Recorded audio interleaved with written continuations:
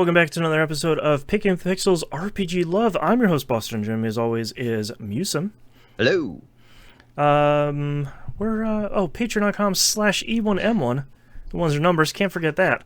Get all the cool behind-the-scenes, early access, exclusive audio.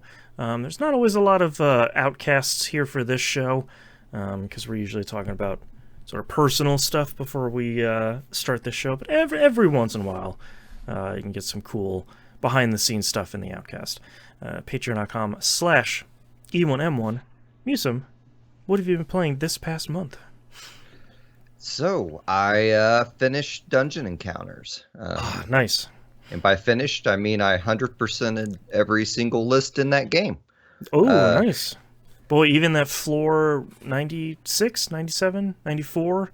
The island one? Yeah, the islands one, that's real rough. So, my tactic there was I put on a TV show and I used the gambler shift, which teleports you to a random place. Yep. And did that for like an hour. Yep. Ditto. That one had me questioning. I'm like, is this really worth it? Like, but honestly, if you explore everything, like it gives you like an extra, I don't know, 30 points or something. Like it enables you to equip every single little ability that you find. Yep. Yeah, it's actually genuinely worth it, even though when you're in it, you're very much like me, where I'm like, what am I doing? Yeah. This better be worth it. And after you discover all the tiles, it's like, yeah, here's like 30 extra points. It's like, okay, that was worth it.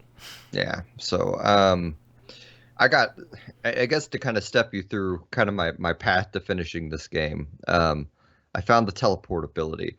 And I was like, oh man, this thing rocks. And then immediately put in a poor coordinate. Oh no. Lost my entire party. And it gave me, like, sometimes it seems to give you one character from your party, and sometimes it puts you back at the start. Or maybe it was a pit that put me back at the start. It doesn't matter. Sure. What happened was I teleported, it gave me one member, I found two of the other members, and then I fell into a pit that evidently there wasn't a floor below it. Oh no. So then I lost all three of the guys I just had and had to go find them again. And I got really good at using the Wanderer compass after that. Right. Because I wasn't really using that at all until then. And I had to have lost my party like 10 or 20 times in the course of that game in teleporting. My favorite thing when you lose your party, or like you party wipe or petrification or something like that, is when it sends you back up to the academy on floor 0. It's like, all right, you got a couple of options. One is, I guess you can trudge back down in the dungeon and go scoop up all those people and res them. And they're like, or you could just start the whole game back over. What do you want to do? It's like, wait, what? I'm going to go back down? Like, I think that was the moment I fell in love with this game. And it doesn't sound like a selling point, but the first time I party wiped, and I think it was genuinely a party wipe. It wasn't like petrification or anything. I realized I had to take all these level 1 people and go down to like, I think it was only on like floor 11 or 12 or something.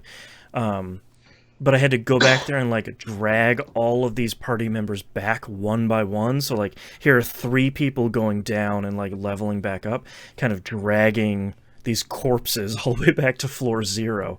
And I was just like, you know what? I really like this game. It didn't really throw me like a life vest or anything. It was just sort of like, hey man, maybe you shouldn't have pushed so hard.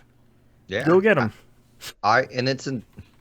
Gosh, the amount of, like, whenever you're recovering a party in this game, you're usually not stopping for fights. You're usually like equipping a bunch of abilities. You can, all the shifts available to you, which let you, move around squares. You're scooching around these corners to get around enemies.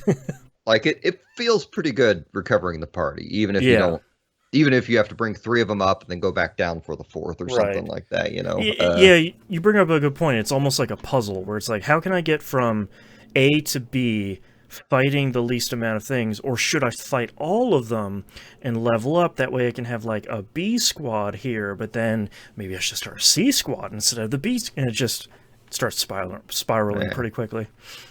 So if you follow me on Twitter, you know the point where I basically like got the game down to like I just have these 10 levels that I need to finish 100%ing and a handful of fights I need to find. Oh, And that nice. is, around when I stumbled on a certain weapon, which I don't want to name because I feel like our audience should play it and discover it and figure out how it works for themselves. But This is the um, one that I think I was mentioning last month, where the game is very much like, look at this tile. What could yeah, this be? yeah. Yeah. Um, and gosh, I actually got two more of that weapon on random drops. Whoa.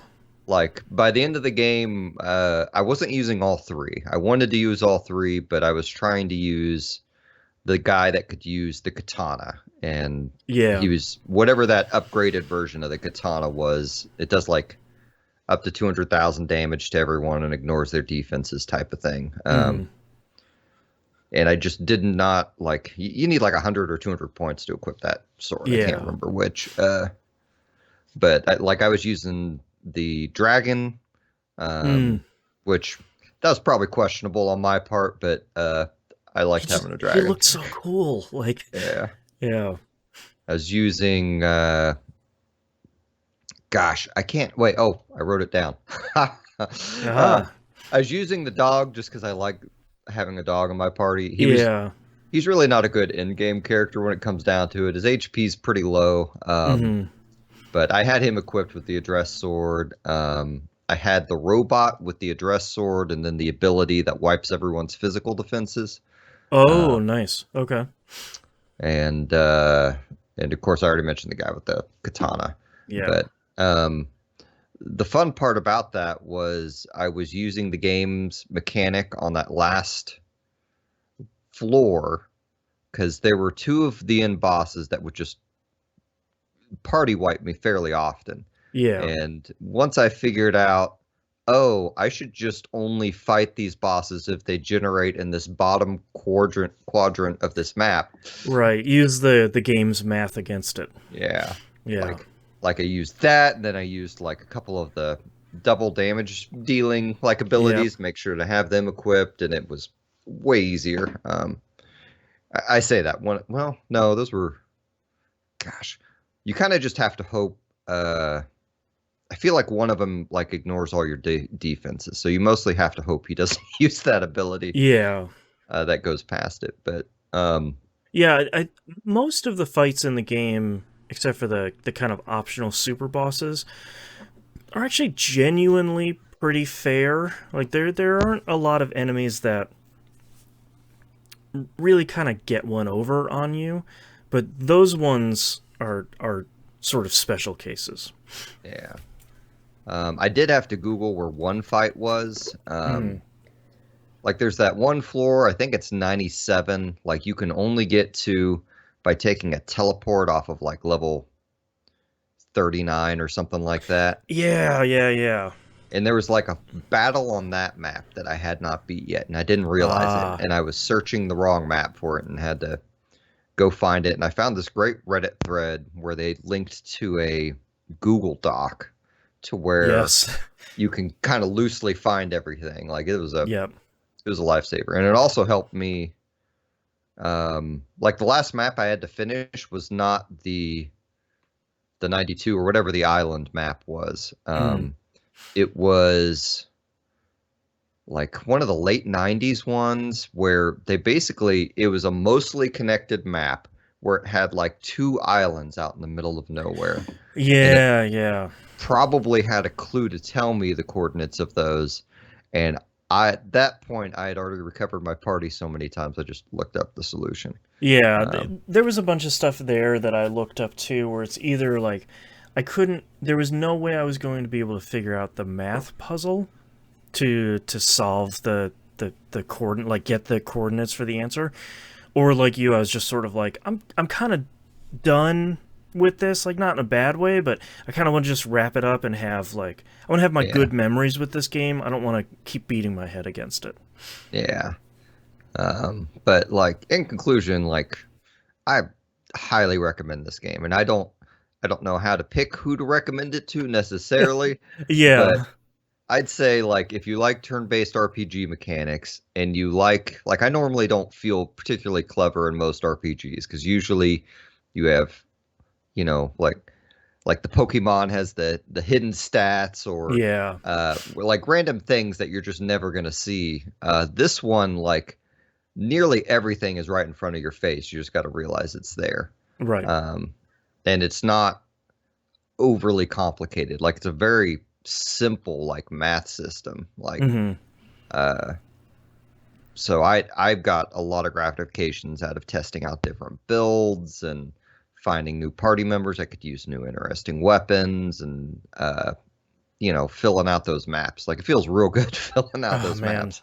yeah. I just Uh, even throughout the entirety of the game, like just just like painting in all the tiles on the map is just like, yeah, this is still yeah. really good. Like the graphics are basic, but they're good. Yeah, And like that. they animated all like 20 or so of the Wanderers. Yeah, that's true. And I do like the art style a whole lot. Like I like that artist a whole lot, and I think I'm 100% in the same boat as you are, where it's like this is probably one of those games I will talk highly for a really long time. Where it's like, what's the best underrated JRPG, and it's going to be this at the Yeah. top of the list. But I'm in the same boat where it's like I feel like you can't recommend dungeon encounters to a wide group of people because if you really like JRPGs, you should play this, especially if you kind of don't care about a story because this doesn't have one. Um, but like if you really like mechanics based JRPGs and you want to play something that's where every battle is fun throughout the entirety of like the 40 or 50 hours you're going to play this game, like Dungeon Encounters is really great. But Yeah. it's definitely one of those things I can't recommend to everybody because I know a lot of people would be like, "Oh, this budget looking $40 game that has no gameplay." And it's like, "Well, that's not really fair. I mean, you're not wrong, but like it's Yeah. sort of not fair." Yeah. Like I feel like if you made a Venn diagram out of the different gaming areas, like I feel like you'd get some crossover with like a Bard's Tale wizardry Yeah. type crowd, and then I think you'd actually have some crossover with some phone game style people. Mhm. Because it kind of fills that, like if you have a phone game that you just like messing with while you're watching something, it really fills that itch well Yeah. too. Yeah, did you Um, like filling in maps in Etrian Odyssey? You'll probably like this. You can't draw your own map, but you're kind of filling in the map on yeah. 99 floors. Like Etrian Odyssey gets pretty complicated. Like this is a Oh yeah. nice, simplified, minimal, like similar concept. Yeah. Um, Yeah. but at the same time, like I feel like people who don't like Etrian Odyssey have a chance of liking this game. That's true. Yeah. Yeah. But anywho, and then I also started Persona Strikers this last week. Ah, yes. Um, it is having just beat Persona 5 Royal a month ago. It's a little disorienting. Um, Yeah, it's a very different experience. yeah, like it's like take the concept of the uncanny valley, but instead of reality versus virtual reality, do Persona 5 and Persona 5 Yeah. Strikers. Like it is, Turn-based JRPG and a Musou game, but they're like close enough to sort of be like, this is this is yeah. weird. Like they use a lot of the same like map assets, at least in the Hmm. beginning. My understanding is that changes after a little bit, and I'm not quite there. The camera works a little differently, like when you're wandering around town, and Yep. um, it has a calendar with dates. But I've left the dungeon multiple times, and the day has not changed. So, Yeah, um, the calendar didn't seem to progress until I finished that first dungeon, and then like, all right, story time. It's like, oh, okay, well, okay, interesting. mm, okay. I was about to say because I'm going to be abusing this because I keep like every boss I've like lost three of my members, so I'm like, well, I'm just gonna teleport out and have everyone Yeah, heal and I, I spend some I money get and the go back. impression that's what the game wants you to do is sort of like get as far as you can, get out and heal up, get a little bit further, and then kind of like rinse and repeat, almost like at every checkpoint, because it doesn't penalize you. At least in the first dungeon, I stopped playing after the first dungeon, and it seemed to sort of be like winking and nodding, where it's like, all right, you gonna get on out of here, heal up a little bit, come back. It's like, sure. I mean, I guess so. And well, and I got to tell you, like one of the biggest differences between this and a Muso game, and like if you haven't listened to the podcast long, like I've played most of the Gundam Muso games, and I've Oh, played right. the Bleach one, and I played the Berserk one. I've not played the mainline series, but I have some cred. Yeah, yeah. uh, the biggest difference is the story to combat ratio is like Persona style and not like Muso style. Like Right. Yeah, I like turned it on. Yeah. think of like the first 2 or 3 hours of Persona 5, and like that's kind of your Yeah. ratio here. Like I turned it on because I'm like, I really just need an action game. They just gave this to me free on PlayStation Plus the other month. Oh, right. Um, let's do this. And then was immediately thrust through, 3 or 4 hours of pure story. The Uh, tutorial dungeon, it's like, ugh, and like it was a tutorial dungeon is like the sewers too, and it's like, oh gosh. yeah, Okay. it's another disorienting thing that I don't quite understand is this way. The 3D models are a slightly lower quality than Persona 5 Royal. Um, Yeah, and I want to say it's because they were targeting the Switch. I don't want to make anyone misunderstand and say like, oh well, they just up-res the Switch game or something. But it seems like it's very much yeah, on like maybe a different version of the engine or a different engine or something. Where I agree with you, like all of it. Persona 5 Royal looks better, but thankfully this runs well enough that I kind of it never really bothered me, but it's always sort of like, all right, that looks yeah. okay. I think today I finally got used to it. Like, Yeah, I'd been playing in kind of 30-minute to hour sessions type of deal. Um, I just because I wasn't in the mood for story heavy, but I wanted an action, and I'm kind of, truthfully, I'm biding time till Forbidden West comes out. ditto. Is is and I know I'm under no illusion. I will not have beaten this game by, Oh, for in sure. Yeah, 2 weeks or 3 weeks, whenever it is. But I'm giving it a run for a little bit. yeah. So far, I enjoy it. How do I put this? This has a lot of elements I like, but there's slightly like little irritations about them all. Like Yes.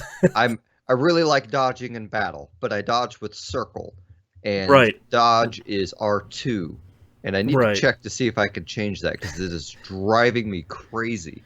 Yeah, I You was probably playing. can't. What else was I playing at the same time? Oh, I was playing Hand of Fate 2, and on that, I think dodge was X. And I was just like, I can't play both of these at the same time because they both control very similarly, and I'm going nuts. Yeah.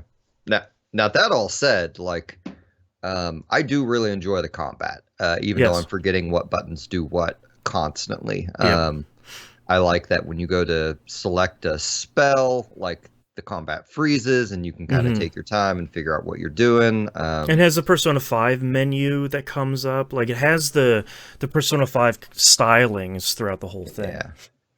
Yeah, I like the menus. Like they're all animated even more than Persona 5 was, Yeah. menu wise. I think they might be a little bit too long in their transitions.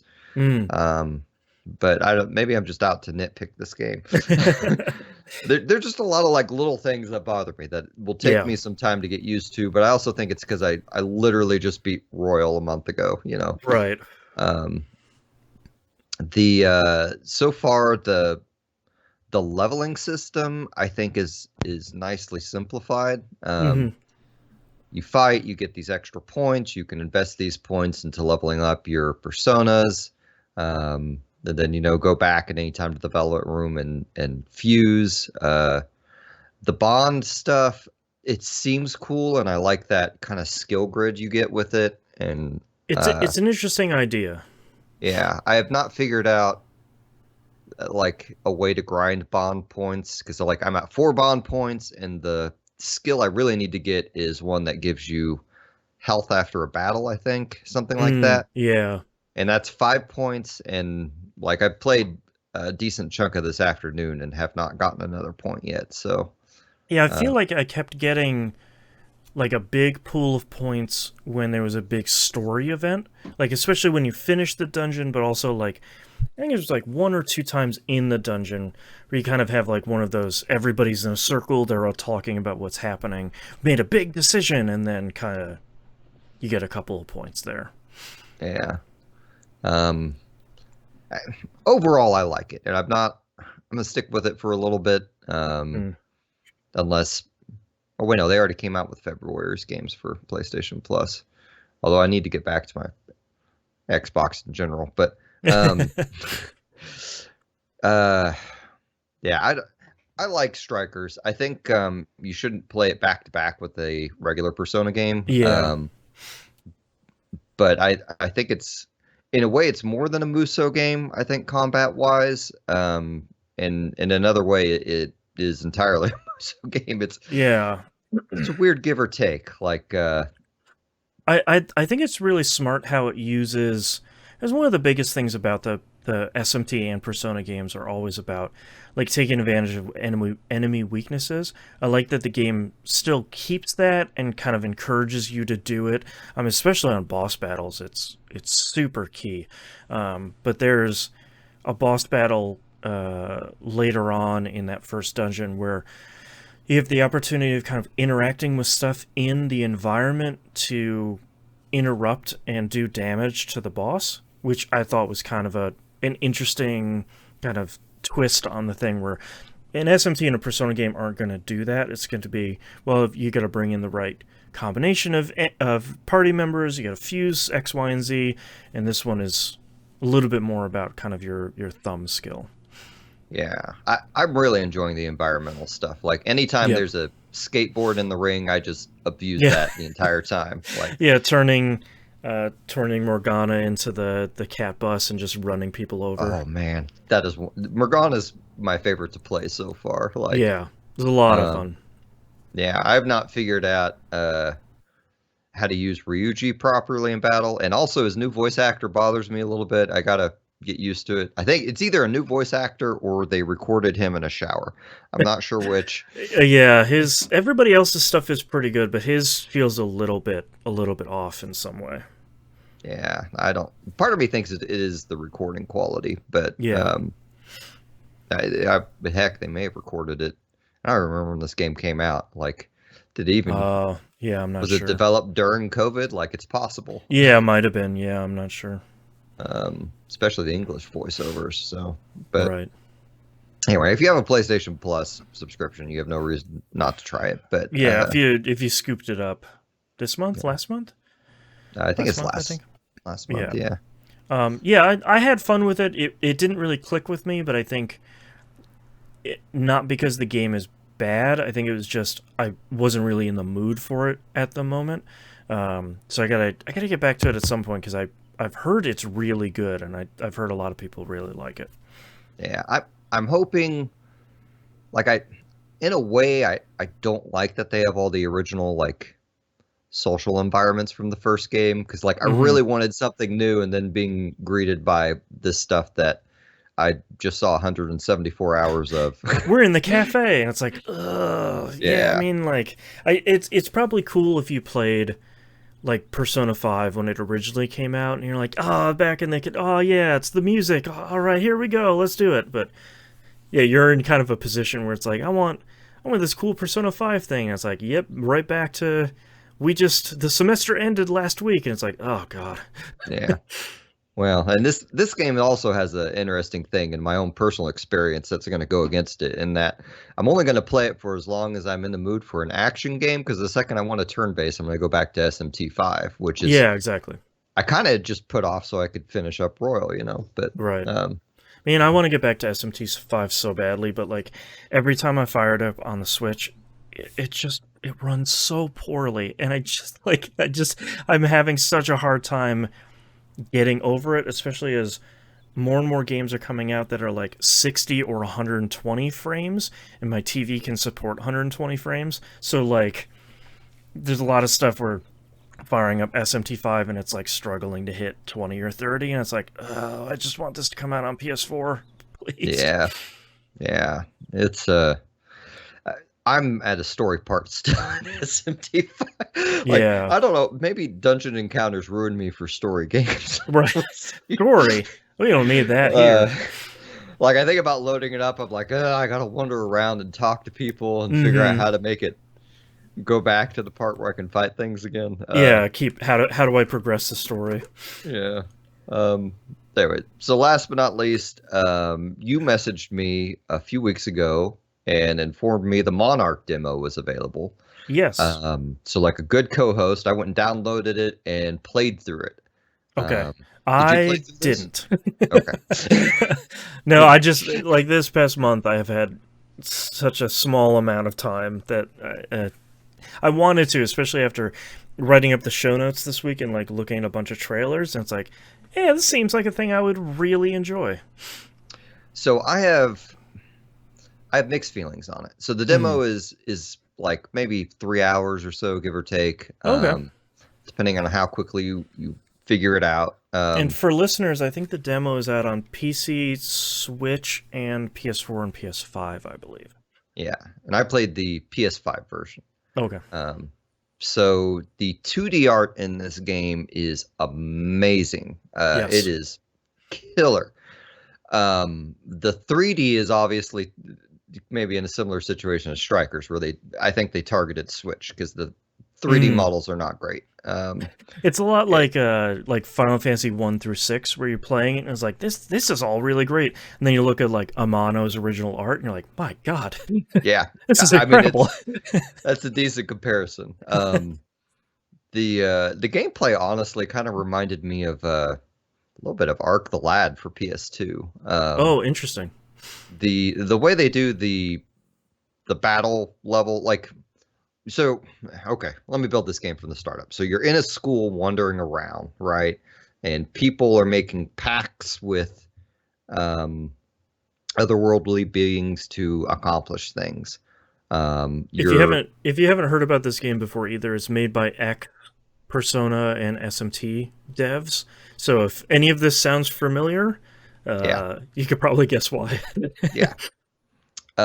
You're the way you level up is your personality is constructed of the seven sins, Mhm. and you gain experiences for each of those sins as you fight things, uh, Interesting. which gives you access to like each sin. You will well, okay. It seems like it. I only got one, but I got a. I should have wrote down what he was. Um, I don't think he was gluttony. It doesn't matter. I got like a little whatever person that joins me in battle from that, and he has his Oh, own okay. equipment that you can equip him with that makes him look super freaking cool. Oh, nice. Um, you can just for free you can adjust like their height and body type and things like that. But Oh, neat. for the most part, they're a weird little skeleton guy that you equip. Um, Oh, okay. I've seen screenshots of like, here's a skeleton guy. It's like, okay. yeah, they look much cooler once you put armor on them. Hmm. I suspect they'll actually wind up looking cooler than the main characters as you go, but Right. them and the main characters both have their own, basically like little mini skill tree. I was going to say sphere grid. I don't want to say sphere grid because that is infinitely larger. But they're like a skill tree of like 20 to 30 skills or something like that, or at least that I could see in the demo. And every skill you can level up multiple times. Um, the Oh gosh, I don't know that I completely understand what's going on in this story. Like I feel like the game really wanted me to, and I'm not convinced the game has thought itself out yet, Sure. in that degree. But it's basically like the first guy you fight has made a pact with I can't remember if it was vanity or something else, but you know, one of the seven deadly sins, and he's gained power and he's just walking around brainwashing people, and his 2D artwork looks evil and threatening, and his 3D figure looks kind of goofy. Um, but basically you're traveling through this mist where anyone caught in the mist is going insane, Oh, and will okay. cause you to go insane. And if your insanity meter maxes out, then you'll wake up in the infirmary. Um, as you go through, you make friends who have to do their own like persona style revelations of themselves so they can You're eventually, not me. yeah, access their powers there. But they seem to like, how do I put this? Like, I don't think the game thinks the sins are bad. I think they're trying to do some other like philosophical take on that. Gotcha. Um, and I'm not entirely sure what that is. Right. And that's the part I'm not sure where they've necessarily thought it out. Right. It's in a way, it's a really cool game, but it is a B tier. Like if Persona is a AAA game, this is like a B or C tier like Yeah. level to that. Like Like it definitely seems like a team who is small and it's their first game, and yeah, they don't have a nearly unlimited budget, which is fine, but you sort of want to go into it realizing that yeah, it's not going to be, it's going to be more like dungeon encounters than it will be Persona 5 Royal. yeah. Like the fighting arenas are fairly like sparse looking. Hmm. And the way like movement works is it's kind of a tactics game without a grid, which is why I invoked like Ark the Lad PS2. Gotcha. Like becomes your character's turn, or Valkyria Chronicles, Right. minus the constant damage going on. Hmm. Um, like you can just freely move your guy, and then you choose a location, and you have certain abilities that will only go so far. So you kind of figure out how to set them up and hopefully get out of the sights of like someone with a crossbow or something. Right. Um, and I don't know that there's a super great way to grind other than just walking back and forth between the infirmary, which seems to heal you forever, and the level. Um, the story seems kind of rushed so far. I feel like they could have fleshed things out a little bit more. And the demo at the end said you can use your save game in the main game when it comes out, Hmm. the whenever. Um, so it makes me think like that's just the intro of the game. Yeah, like they just gave you the first couple hours. Yeah. Um, the voice acting, I don't know, it's very good. It's not like goofy. It's just not great. Yeah. But like this is a game that I think I'm not so sure I want to spend $60 on it, but I think I might be willing to spend like 30 or 40 on it, depending on Yeah. what's going on later in the year. Yeah, could be a cool thing that maybe is kind of a hidden gem, but it's not Yeah. something you need to go and rush out and buy right now. Like I suspect it's going to be at minimum a cool game for the leveling up system, the Hmm. battle system and skills, and the 2D art. Like Yeah. even if the rest of it fails. But I kind of where I'm at money wise is I don't know that I'm willing to invest in it yet. But I'm sure it will be a very long game, and it seems like that level up and skill tree stuff is going to have a lot of interesting depth to it. Like they have, like a lot of the fight abilities are hit this enemy and damage their agility and increase your agility for X amount of turns. Oh, And interesting. Okay. um, I should have written a few of them down, but there's very much like a push and pull on the various stats that you Hmm. paid to be able to use in it. And it does have kind of well, it does take place within a school, and you kind of get the feeling that the school is specifically to kind of train these Monark users, whatever they are. I can't remember if the Sins demon things themselves are called Monarchs or if that was something else, but Oh, okay. like your character is a pact bearer, and everyone's surprised because you get a pact in an unconventional method. Oh, Um, okay. but anytime someone makes a pact and uses that power, it corrupts the real world. Is kind of Oh, interesting. the thing you're doing. So I'm kind of wondering if the whole game is going to take place during this giant crisis at the school where there are just tons of distortions of reality going on due to Yeah. that, instead of a Persona style. Here's one, you take care of it, life goes back to normal for a month. Right. Go to the next location. Yeah. Right. But it seems interesting. Your mileage may vary. I think that demo's probably pretty telling on it. But I'm interested to see what the rest of the game looks like. But you may be checking back next fall to get my opinion on that. Yeah. Yeah. Exactly. So Yeah. anyway, that is all I've been playing. I wanted to talk a little bit more about.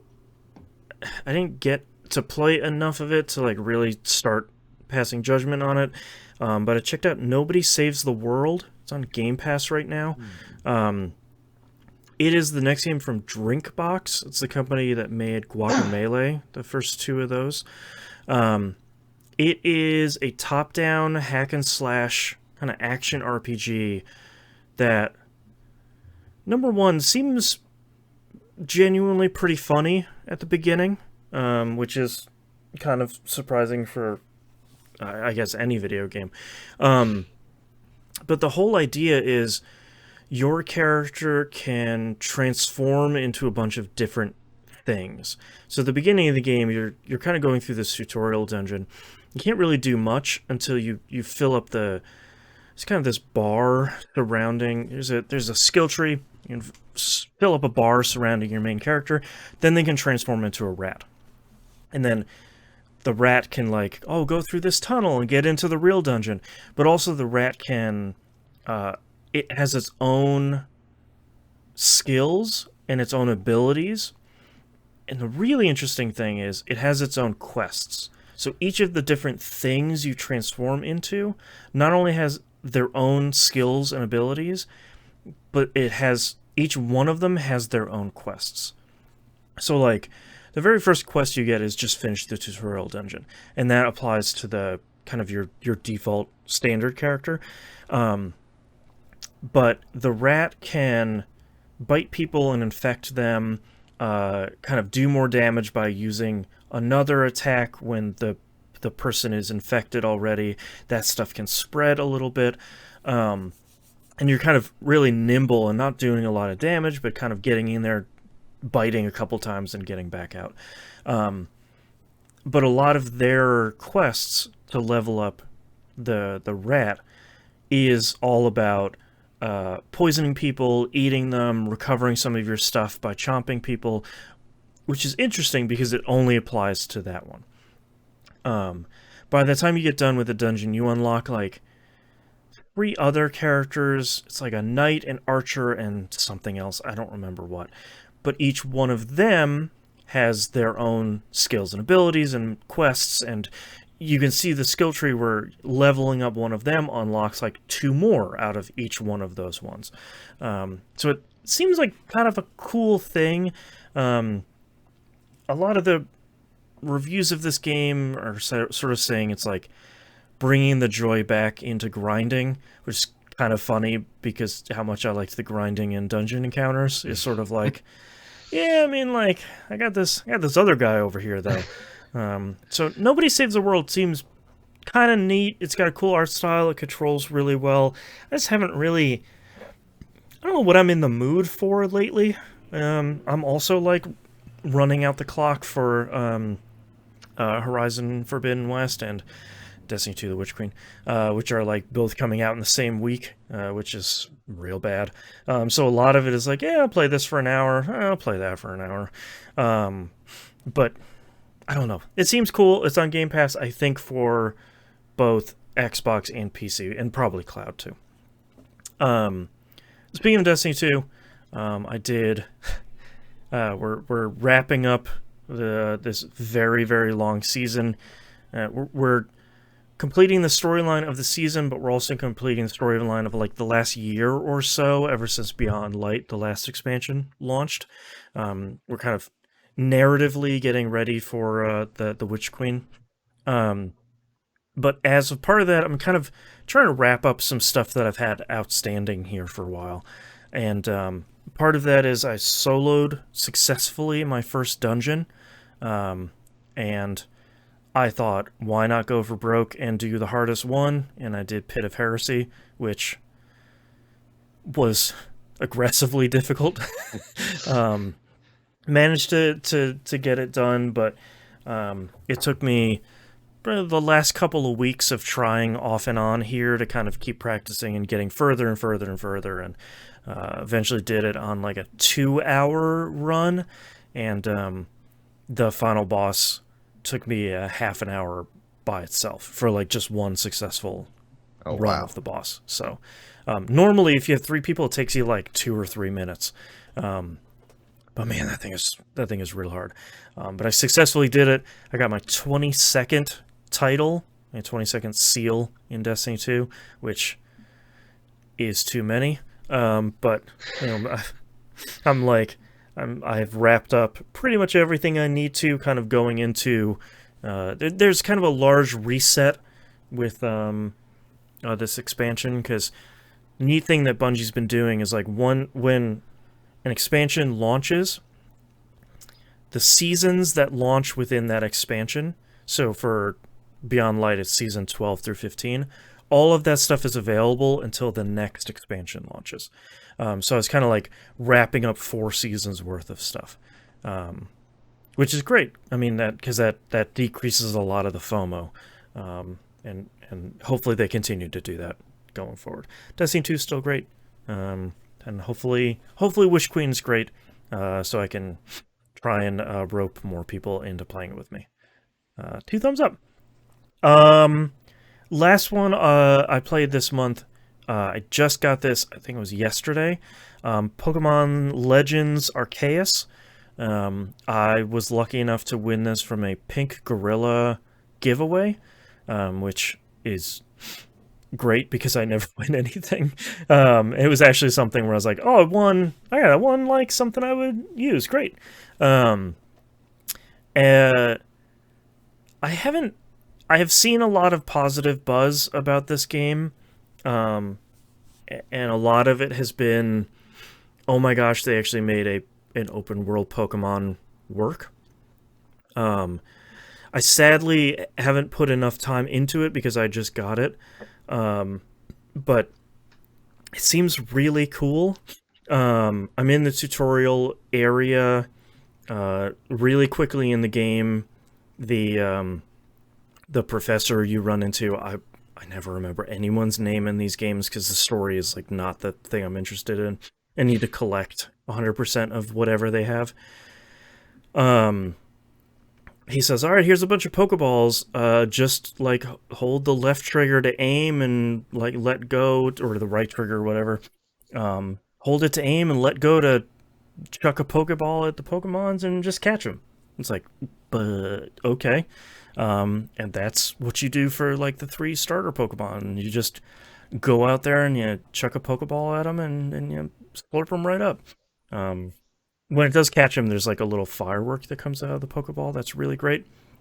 But so far it seems great. It seems to run pretty well. I'm sure once I get into like the proper open world stuff, I'm sure it's going to chug like literally every open world game does. But so far seems cool. Everything seems great about it. My daughter customized my character. She wanted to be a lady with blue hair, so sure, why not? But I wish I had more time with this one.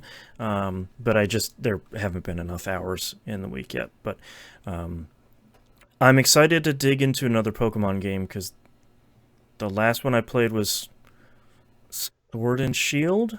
That came out on the Switch, I think. Whichever one came out on the Switch most recently. And I never finished that one because they gave you the cute sheep really early, and once I caught that, I was pretty happy. But just you got to stop putting your cute Pokemon at the beginning. Like I catch those, and I'm like, well, I'm good. That's what I wanted to do. All right. But yeah, Arcaeus seems really good. I'm kind of excited to dig into it. Literally everybody on Twitter has been kind of screaming at how good it is, so that's usually a good sign for a Pokemon game. That's what I'm playing this month. Let's knock out our releases and our one news story here real quick. I say real quick. There's a ton of RPGs coming out this month. I don't know what's going on.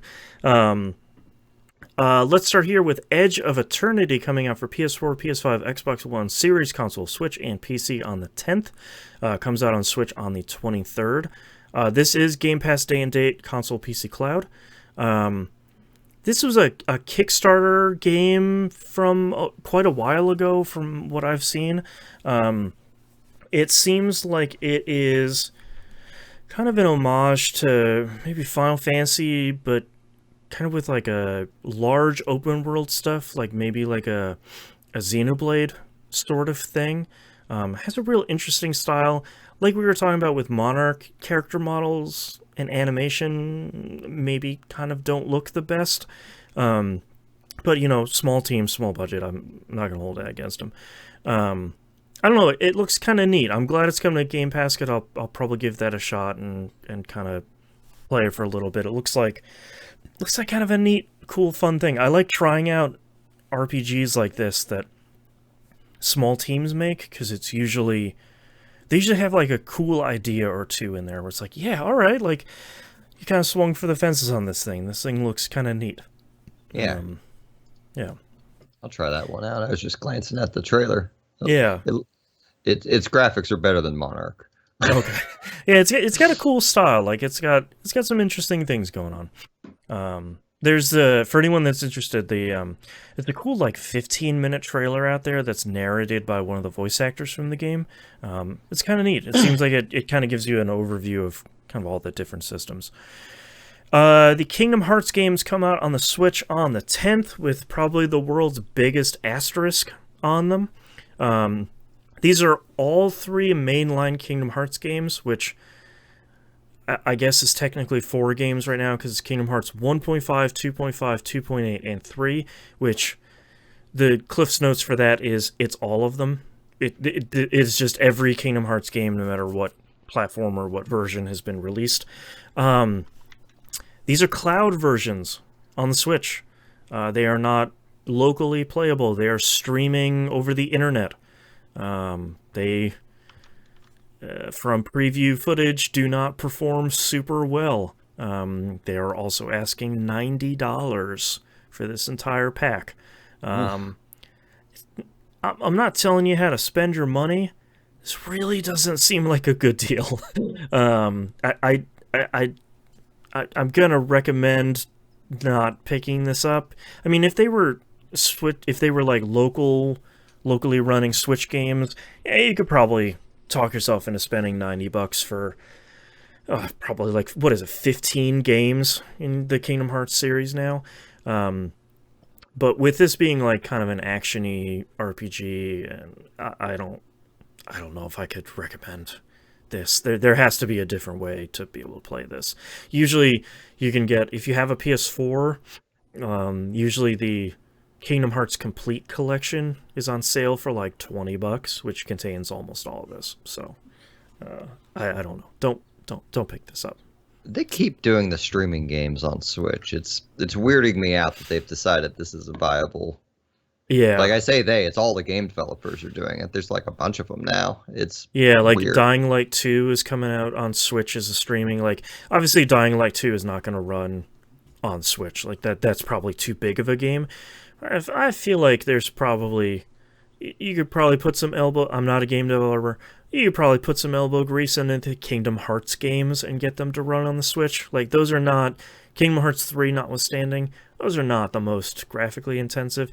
Birth by Sleep ran on the PSP, so you're probably okay. That one feels like kind of a real cash grab from Square of like, $90, we just stream this stuff, and yeah, I don't know. That's a real bummer. Lost Ark comes out on the PC on the 11th. This is Amazon publishing the Smilegate MMO that's been out in a lot of other parts of the world for a couple of years. Everyone seems to really dig this game. It's super, super popular. It's kind of a top-down action hack and slash kind of. If you like Diablo, it looks very much like that. It's just an MMO. So I probably don't need to tell many people about this, because either you don't play MMOs or you're like counting down the hours until this comes out. So I'm not sure there's a middle ground for Lost Ark, but it's coming out pretty soon. Horizon Forbidden West comes out PS4 and PS5 on the 18th. Even Sony is listing this out as like an action RPG. I don't know if I would go that far, but I'm very excited to play it. So we will spend just a minute here talking about it. I guess next month we will, if it shows up on the show, then it's more of an RPG than we thought. If it doesn't, then it just has a skill tree that is not really an RPG. So Yeah, we'll see. my biggest fear about that game is it's going to be like Batman Arkham City, where they're like, you remember all the controls from last game, right? Because you get all your stuff at once from Yeah, it it. just like pushes you off a cliff and it's like, good luck. It's like, no. Yeah, Yeah. it's that game controlled differently enough. I'm gonna need a refresher. Yeah. Fingers crossed. Destiny 2 The Witch Queen comes out PS4, PS5, Xbox One, Series consoles, Stadia, and PC on the 22nd. I feel like I don't know if this is another one that necessarily needs an introduction, since Destiny is a kind of a monster of a game and has been in the news stories pretty significantly lately after Sony Interactive Entertainment bought Bungie out of nowhere. So probably one of the more surprising news stories of 2022 so far. But everything in Witch Queen so far seems pretty cool. They just unveiled the crafting system for making your own guns here in Witch Queen, and seems like it's a pretty cool and not super grindy system. I will probably be talking about it at length on this show next month. I apologize in advance because I know people have opinions about Destiny 2, but I will talk about it last next month. That way you can just kind of skip through the rest of it if you want to avoid it. But Congratulations, you tuned into the podcast from the guy who runs the Emblem Collector right. website. That's right. I sort of like Destiny. Yeah. But if anyone is interested and they're going to pick it up, don't forget we do have a clan, the E1M1 clan in Destiny 2. The Discord server is the best place to ask to join that. It isn't open, but if you listen to the show, you're more than welcome to join the clan, and we will help you and we'll run stuff with you. And it's probably the most active channel in the Discord server by far. We are always talking nonstop about Destiny 2, which is why we've sequestered ourselves over in a dark corner. Monarch comes out the same day, PS4, PS5, Switch, and PC. Talked about the demo here at the beginning. They haven't made any that I have seen. They haven't made any mentions of them pulling down the demo, so you can probably still check that out for quite a while. Like Musum said, your progress will carry over into the final game, so you don't have to go through the what seems to be the intro of the game there. Yeah. Oh, go ahead. I was just going to say the special version is still available at nisamerica.com if you have interest in that. I feel like I didn't know that they were publishing it. That's good for them. I like NIS publishing stuff. Talking about games we probably don't need to intro or talk about at all. Elden Ring comes out PS4, PS5, Xbox One, Series consoles, and PC on the 25th. I feel like if you haven't seen anything about this game, I don't... What could it possibly be? That's right. No. Yeah, this is not a developer I'm interested in playing their games anymore, but this sure seems like a really cool take on kind of their formula. Seems like people were calling Halo Infinite big Halo, because it's not really like an open world Halo, but it's kind of just big stuff. This seems very much like a big Demon's Souls, like big Dark Souls. It's maybe not an open world, but kind of a larger experience. So, I don't know. It's cool. Everyone seems super jazzed about it. I'm very jazzed that they're jazzed about it, but I'm not. It's not going to be something I'm going to be picking up. I don't know if you are. If it reviews well, when I am ready to play it, I will pick it up, Hmm. which Horizon's going to take priority for me. Like, Yeah, that's good or bad. That is the game I am most excited for in February. yeah. Yeah, man, they keep releasing like 4K trailers of it, and I'm just like, oh man, this game looks real good. This is gonna it's like a good showpiece for my PS5. And now my kid wants to see it too because she's very excited that you get to play as Aloy, and she's like, you get to play as a lady. She has this red hair. She has a bow and arrow, and it's like this is checking a lot of boxes for you. This is great. Yeah. It's just She's a great main character, you know? she is great. Ashley Birch is a great voice actor. Like everything's great. Super looking forward to it. Um, we don't have a date for this, but the Final Fantasy VI Pixel Remaster is supposed to come out this month on PC, iOS, and Android. They did delay it. I don't remember if we talked about it last month or not, but late in December they delayed it to say that we just need a little bit more time to kind of get everything up and ready. So they haven't made a different announcement. So hoping this will release sometime this month, so we can get all 6 of them out, and then Square can announce a nice little 1 through 6 package for other platforms. Yes, Crossing please. those fingers. These remasters sound so awesome, and I just want to play them on Switch. they're really good. Like I would even be okay. I think it would be a bummer if they released it with the fonts, the English fonts. Oh, I forgot about that. Yeah. Yeah, but they're not the worst thing in the world. They're just kind of not great, especially looking at the fonts in other regions. But if they still release them on consoles and they have that font, that's fine. As long as they just come out. I want more people to play these games, and they're great. Next game here, let's talk about the beginning of March here. Puzzle Quest 3 comes out PC, iOS, and Android on the 1st. This one, unlike the other ones, is free. It is free to play. I don't know what that means from like a microtransactions advertising standpoint.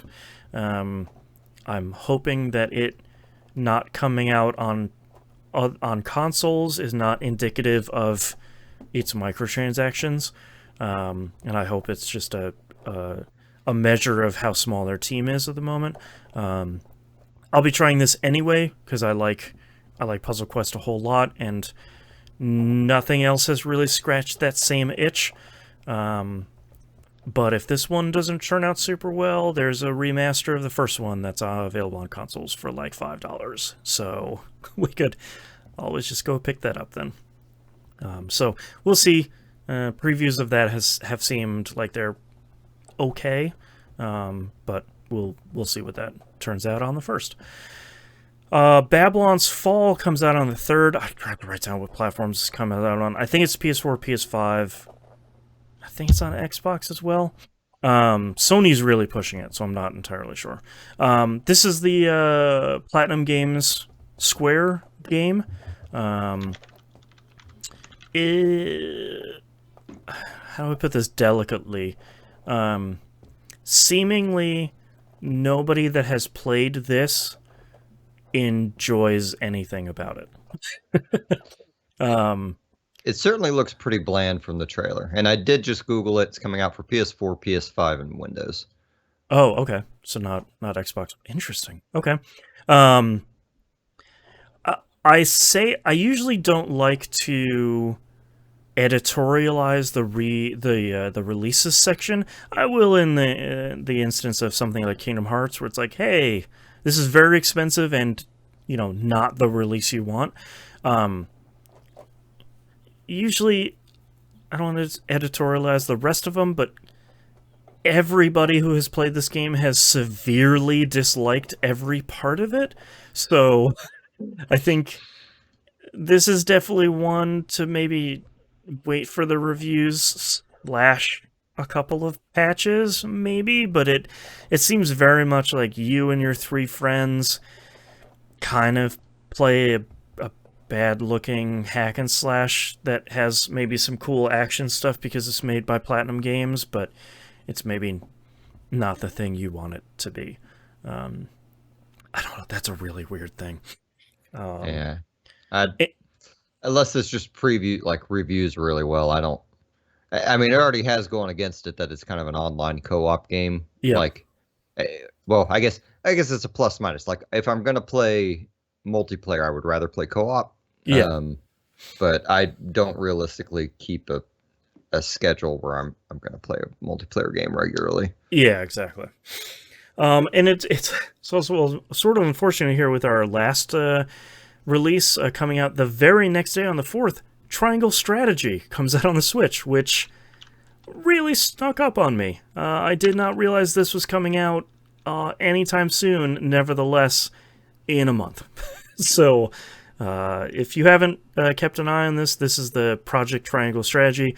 The file name for it is just Triangle Strategy. Square Enix is letting that team take the 2.5D HD engine and make a turn-based SRPG out of it, and it looks really good. I haven't played any of the demos because I feel like this is one of those games that I will probably just pick up. And I played a little bit of the demo and was very lost because it's this game, like from reviewers and things, not like full reviews, but previewers, I guess, have compared it a lot to Tactics Ogre. oh, okay. And if you started playing Tactics Ogre in the middle and they started name dropping the 20 different Right. nations and political figures, Right. that is what this demo felt like. Choose between these two nations. It's like I can't. I don't think. Who are they? Yeah. That. Oh, go ahead.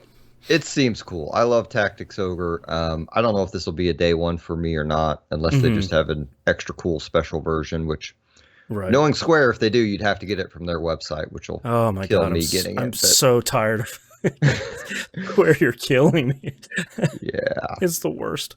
Yeah, this is definitely one of those ones that's on the short list for this year. I'm in the same boat where I'm not entirely sure I'll be picking it up day one. I don't know if that means I should just wait for it to come out on PC, like Bravely Default 2 and Octopath Traveler, I think, came out on PC too. I don't know if that means I should just wait for it to do that, but I'm not entirely sure. We'll see how it reviews, I guess, and how much I feel like playing an SRPG once March rolls around. But they're like, it seems like there's about 300 games releasing in February alone. Of course, like of that week of the 22nd. So it is. It's going to be a little bit rough to find any time to play anything over the next couple months. So we'll see. Let's get to our news story this month, which is Square Enix talked about on a live stream this week that there's going to be some Final Fantasy VII Remake news, Part 2 news to be shared sometime this year. Sometime this calendar year, Square Enix says that they have something to share. Yoshinori Kitase replied, quote, "Well, yeah, we just shared the 25th anniversary of Final Fantasy VII, so we're going to celebrate and get fans excited. So within the next 12 months, we want to share some information. Look forward to more information." End quote. Great.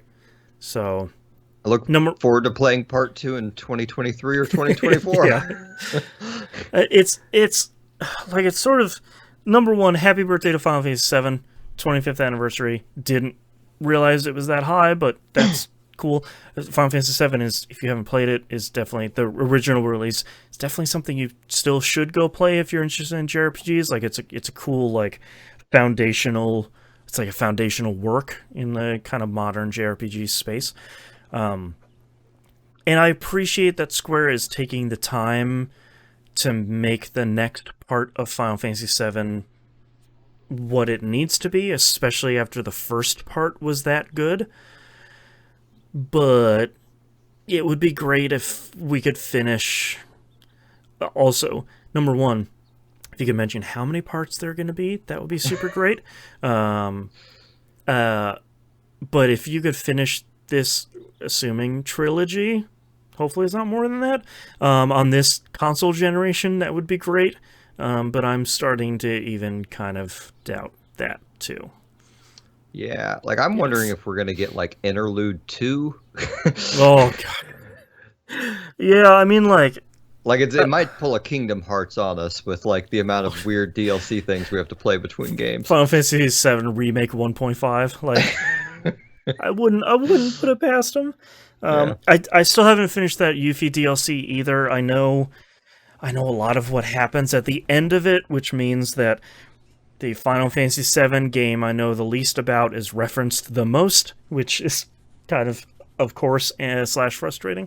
But I gotta finish that at some point because it's like 2 hours long. It's not really that long, and it's fun. Playing as Yuffie's fun. That Yeah, I need to finish it too. Like I played the yeah. very beginning and I'm like, I don't remember any of these controls and Yep. it's not reminding me very well. Ditto. And Yeah. That's a yeah. little rough. Yeah. Hey, my next thought was, well, I'll just play the remake back over. Why not? And it's like, no, stop. Bad. I started doing that too. I'm like, I'll just play the remake over and do the hard mode and Yeah. I played a couple levels in and then just didn't play it again. Yeah. Yeah, I really liked remake and I just like I don't want to play it again. Like, not because it's bad. I just like I need to keep moving on other stuff. So Yeah, yeah. yeah, I'm excited to see more information. I'm kind of not holding my breath because especially for Square, seems like it's been hit hard by COVID, especially badly, and I'm not really anticipating. I'm certainly not anticipating them like at E3 or something, or like the Game Awards or something, being like it's coming out next week. You know, it's I don't anticipate this game coming out anywhere. I expect it to come out fall of next year, if not March of like 2024. That's kind of my conservative estimate. Anything else other than that is like a fun little treat. Surprise Part 2 is due out in 2025 and Crisis Core Remake's due out. No. Son of a yeah, I don't know. Well, and also like the funny part too is they're saying like, oh yeah, like don't worry, we're hard at work at continuing to work on the what is it, Ever Crisis? It's the the Final Fantasy VII Battle Royale that's out now on mobile. And it's like, guys, I know it's supposed to be good, but like, come on. Either put that out on consoles or like do something. Their recommendation lately has been like, well, we support controllers on like iOS and Android, and it's like, yes, but everybody's saying that it's really good and it would be really good on consoles too. Wink, wink, wink. But Square seems to be allergic to consoles right now for whatever reason. I don't know. Anyways, check out for some news of that Final Fantasy VII Remake Part 2 sometime this year of somewhere. No one knows. Oh, God. All right, well, that's our episode this month. Thank you very much, everyone, for listening. If you'd like to visit us, you can do so at pickingupthepixels.com. Everywhere to find and follow us is on the right-hand side of the page. Don't forget to, if you're able to, financially support us over at Patreon, patreon.com/E1M1. The ones are numbers. If you can't financially support us, totally understand. The best way to support us otherwise is sharing us on social media, rating us 5 stars wherever you listen. If the show is not somewhere that you listen to podcasts, let us know. You can just hit me up on Twitter, and I will try and add it there. We want to be where you're listening. So do all that stuff. That stuff, word of mouth, helps every podcast you listen to an incredible amount. So if there's any podcast you like, go tell the hosts and whatnot and the producers that you like the stuff, and then go share it with your friends, because that genuinely does help a ton. Misum, where can we find you online? Until the 17th, you can find me at jbaudio.net. Okay. And then after that's going to go down for a bit, and I'm going to rethink my bills. But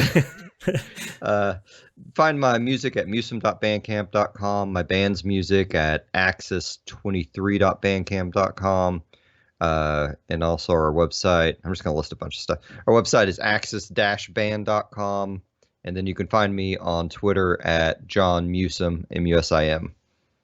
And don't forget, if there was just a Bandcamp Friday that happened, if you're looking to buy some Bandcamp stuff and you want to have the artist take a bigger cut, that's what happens on Bandcamp Friday, is kind of the ratios get flipped a little bit, and artists get a much bigger cut from Bandcamp during Bandcamp Fridays. Happens once every month. They try and do so. I think it's the first Friday of every month. I think they just made it an official thing. I might be wrong, but that would make sense. Schedules are nice. I completely forgot about yesterday's. Like I read something on it on Thursday. I'm like, oh yeah, I need to plug everything, and then that went by. Yeah. So go check out Museum stuff. I'm a big fan. I listen to it all the time. Go pick it up. It is reasonably priced and good. If you want to find all the podcasts that I host and produce, you can go check out e1m1.com. Musum did mention my Destiny website earlier. If you like all of the JPEGs in Destiny like I do, go check out destinyemblemcollector.com. It is your source for what all the emblems look like, whether they're still available or not, and exactly how to go get them. destinyemblemcollector.com. And if you want to see me get interviewed about Destiny, Destiny content creator Mactix is doing a really cool sort of interview series where he asked 50 different content creators the same questions about Destiny. I think he's on episode 3 or 4 at this point. You can go check out his stuff. I'm part of that, and I show up in every episode, and so far those have been a lot of fun. And I think that's it. So we'll see you all next month. Bye. Bye.